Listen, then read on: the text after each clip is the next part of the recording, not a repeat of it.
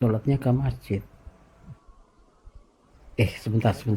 Di depan saya ini, di depan yang di jalan ini, kemarin itu ada ular kobra melintas di sini. Selamat pagi kawanku, di pagi yang dingin dan gelap ini, pagi subuh. Rutinitas setiap hari saya usahakan kalau pagi ini saya pergi ke sini nih, mengunjungi tempat ini nih. Tadi sempat terdengar sayup-sayup suara azan memanggil sholat, dan kini sudah tidak terdengar lagi. Di masjid yang saya kunjungi untuk sholat subuh ini ada jeda yang relatif panjang antara selesainya azan sampai nanti dilakukan sholat. Itu untuk memberikan kesempatan bagi jamaah untuk melakukan sholat sunnah di rumah. Begitu penjelasannya yang pernah saya terima. Sholat wajibnya, sholat subuhnya dilakukan berjamaah di masjid, tapi sunnahnya di rumah. Jangan habiskan seluruh kebaikanmu itu di masjid, hanya untuk masjid. Bagikan untuk di rumah, bagikan untuk orang-orang di luar. Saya juga pernah mendengar penjelasan ini atau tausiah ini dari seorang gus atau seorang kiai yang tinggal di Kragan, Kabupaten Rembang. Kira-kira demikianlah. Salat qabliyah di masjid, ba'diyah di masjid. Nah, kalau subuh selesai wajibnya, ikut kuliah subuh dur sampai datang salat syuruk. Pulang-pulang lapar, marah-marah istri belum siapin sarapan. Nah, anak dari kecil tahunya bapak itu pulang subuhan selalu uring-uringan ngomel. Apakah ini contoh yang baik? Hehe, lucu tapi benar juga ya penjelasannya. Benar nggak Yai Budi penjelasannya? Kok Yai Budi? Ustadz Doni, Afdoni, Ustadz Syafi'i, kabeh dikirim ke masjid. Jumat berkah, makanan dikirim ke masjid. Tonggone kaliren, apa ibu tonggol? Apa ibu kaliren? Kelaparan, lali, kelalen. Ya tentu saja ini catatan ya, catatan untuk surau kecil, bukan masjid besar. Jadi surau atau langgar yang dekat dengan rumah. Jadi kan terlihat baik ya kalau kita itu memimpin sholat sunnah berjamaah, memimpin anak-anak perempuan kita, istri kita, di mana perempuan itu kan tidak diwajibkan sholatnya ke masjid. Sebentar.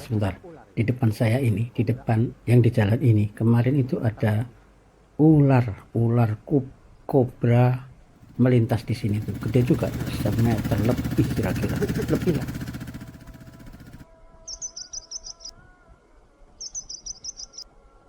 Jangan habiskan seluruh kebaikanmu itu di masjid, hanya untuk masjid.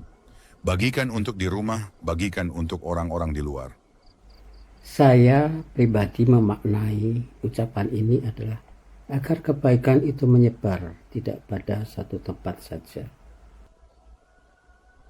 Sebagaimana juga atau seperti juga kalau kita menabung, janganlah menabung di satu celengan saja. Menabung itu gak selalu berarti duit loh. Bisa saja menabung itu adalah menabung kebaikan, menciptakan tabungan positif. Sebarkan kebaikan di banyak tempat. Jailah. Ya rek. Betul omonganmu. Bagaimana pendapat kawan-kawanku? Lagi jalan ke tempat ibadah, hanya ada uang selembar di saku, dan melihat seorang ibu-ibu tua jualan, dan butuh sekali jualannya itu dibeli. Ibu yang ada di pinggir jalan, relakanlah uang itu tidak jadi kita masukkan ke kotak infak. Relakanlah uang itu untuk ibu itu, untuk membeli jualannya itu yang sangat dibutuhkan olehnya. Kalau memang kita tidak butuh apa yang kita beli, ya hadiahkanlah kepada orang lain. Misal itu gorengan, ya mungkin ke security. Misal itu mainan, berikanlah kepada anak-anak yang suka.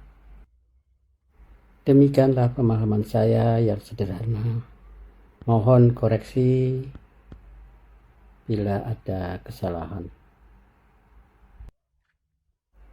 Nah, sudah sampai kita parkir.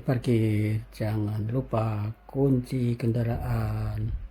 Ya, hati-hati lah, tetap hati-hati. Wah, susah juga ini. Mana nih cakangnya? Kok cakang standar untuk bisa berdiri ini sepeda? Ada nggak ya?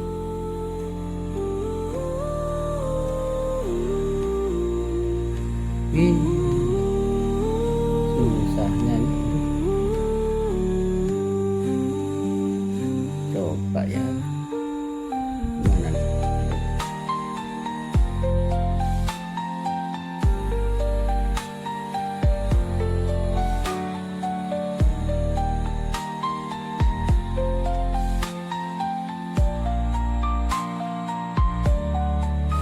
Terima kasih semua yang telah menemani perjalanan saya